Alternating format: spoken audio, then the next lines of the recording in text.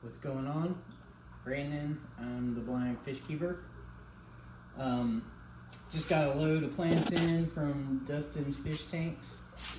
This one did not get any of those plants, but I figured I'd just do a quick tour and show off everything.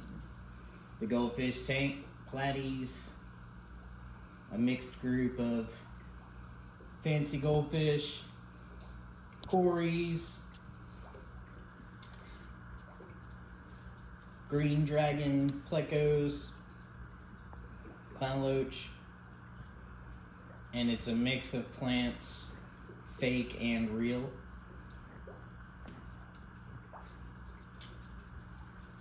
Pretty cool tank. I love it. Sits in my living room.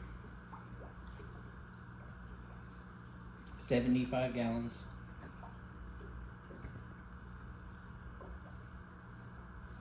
Fish are doing great.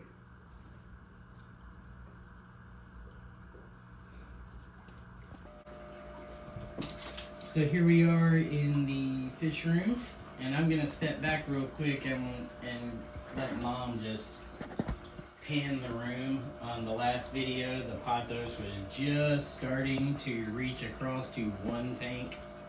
It has now reached every tank in this room. And that peacefully, I think, is about doubled in size.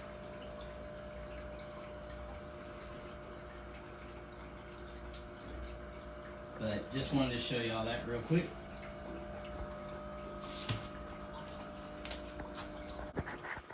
This is my 55-gallon community tank. This one did get most of the plants I got from Dustin's fish tanks. There is a bunch of fish in there. I've got a huge stock list in this tank, and about 50 lemon blue-eye bristlenose plecos. Therefore, I've got about 1,000 snails, because it takes a lot of algae waivers to feed that many plecos. Not by choice. We'll be getting rid of these soon. They're about ready to be moved on.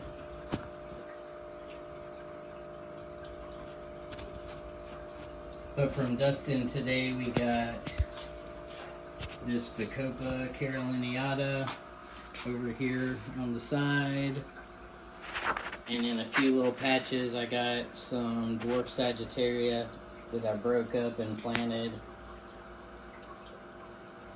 There's some Rotala rotundifolia that I planted kind of in the middle. Got a Crenum calamastranum also there. One of the greatest plants ever, in my opinion. I love that plant. And the only ones I've ever bought have been from Dustin, and they have all done very well. I've also got some Bulbitis, or African fern.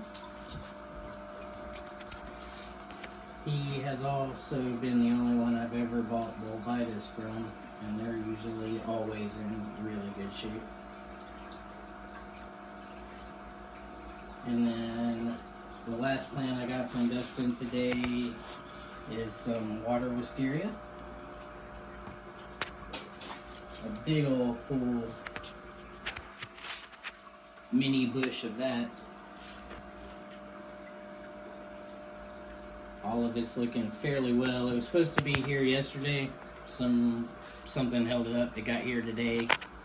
There's a few yellow leaves, and I think they got a little hot in the box, but the stems, the roots were good, so that's really the most important part. The roots and crowns or rhizomes were good.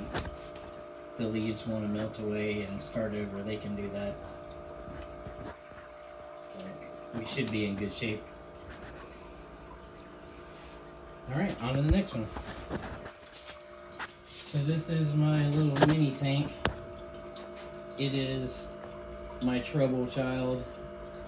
It's got 2 dwarf frogs in it and my beta. Working on a really good chain sword carpet right now.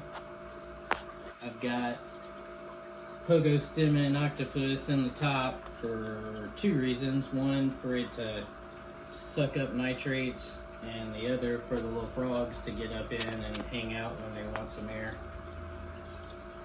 I've also got, of course, the pothos growing across the back, dropping the roots in.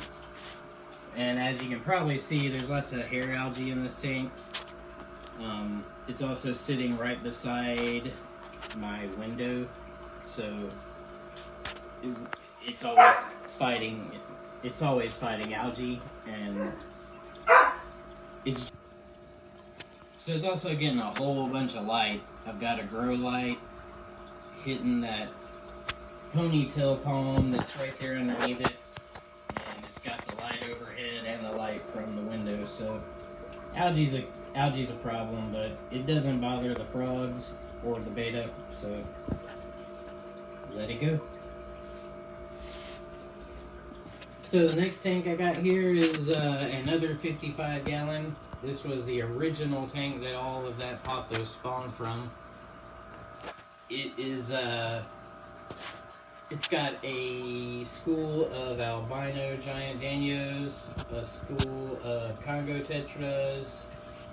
There's 3 young kissing grami in there, a electric blue acara, some pictus catfish, and some bristlenose plecos. Just a different kind of tank, a fun tank. I don't really skate for a skate. I usually try to think about the fish that I keep before the plants. The plants are more for cleanup. I'm way more into the fish, but the plants are a huge help. And being that I'm blind, I use my plants more for the work they do. But I also try to think about what the fish would want, more so than the scape itself, because I think if you think about what the fish would want, your scape comes to life anyway. But this is a pretty cool tank in my opinion.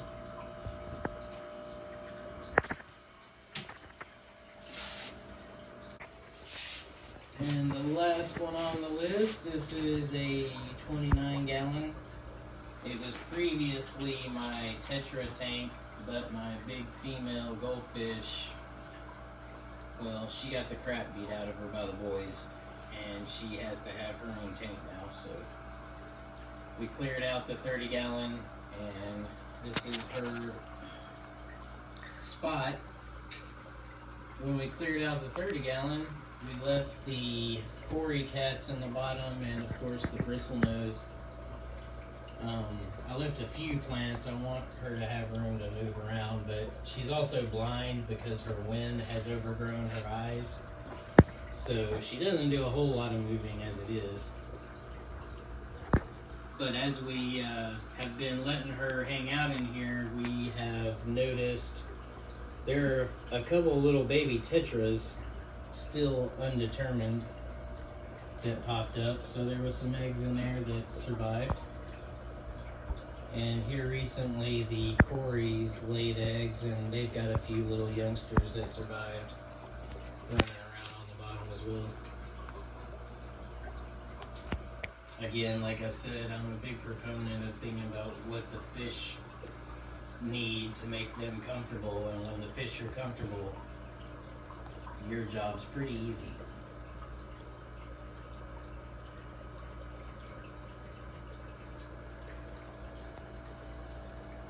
So anyway, thanks again for checking it out. I will try to get back to you with new updates and changes as they come along. But for now, I guess that's going to do it. So I will catch you in the next one.